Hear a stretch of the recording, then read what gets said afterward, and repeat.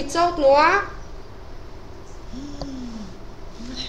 של פריטה, אוקיי?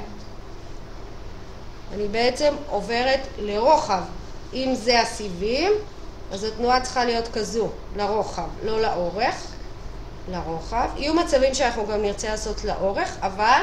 וזה גם טוב לתקיעות? כן, תקיעות זה מילה כללית, בסדר? אז זה טוב להכל. זה יתבהר בהמשך, אוקיי? אוקיי? אז זו בעצם התנועה.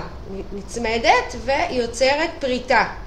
ממש פורטת על המיתרים האלה. עכשיו חשוב לאתר אותם קודם. עכשיו איך אני עושה את זה? אני עושה את זה בעצם עם הכרית של האגודל. נצמדת, מרגישה קודם כל איפה אני נמצאת, נכנסת טיפה לעומק, ואז עושה את התנועה של הפריטה. לי, את זקוקה להחלפה? תראי את מה, את יורדת כאילו? מה את עושה? את עושה ככה ויורדת? אחד אחד? לא, אני לא יורדת. כרגע אני מחפשת אותם לרוחב, כאילו. מחפשת להרגיש דין דין דין. אני ממש ארגיש דין כזה. כן. מתחת לאצבע. מה שאני אומרת, את עושה ככה, אחד אחד? אני עושה לרוחב. ככה. זה כמו גיטרה? כן. כן, כן, כן. אוקיי? יש אזורים מסוימים בגוף שזה טוב? נגיד בגב את תעשי את זה? גידים ושרירים.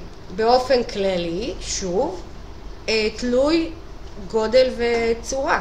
בסדר? אני לא אוכל לעשות את זה בכל מקום. אבל נגיד פה בכתף, אני כן אוכל לעשות ברמה מסוימת, בסדר? אבל זה יותר קשה לאתר פה את הגיד. נגיד פה הגיד נורא ברור לאיתור. בסדר? מאחורי הוא מאוד הברך בולט. גם תעשי את זה? לא. כמחשבה עושה לי... יכול להיות שכן, תיאורטית את יכולה, בסדר?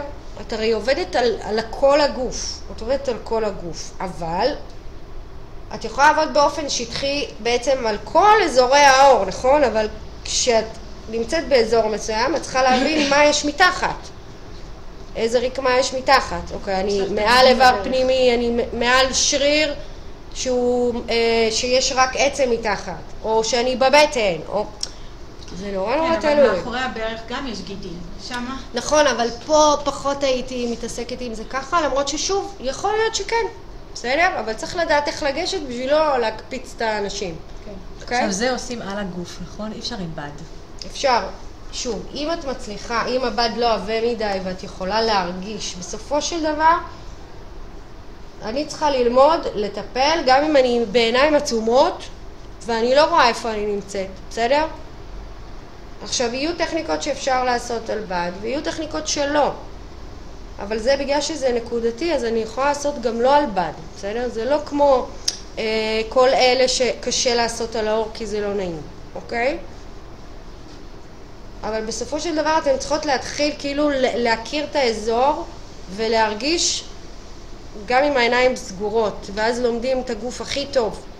זאת אומרת, זה מפתח ממש חושים דרך היד. פה גם היית עושה? אנחנו עושים את זה פה, גם בסינדרום התעלה הקרפלית. בסדר? אבל בצורה כזו.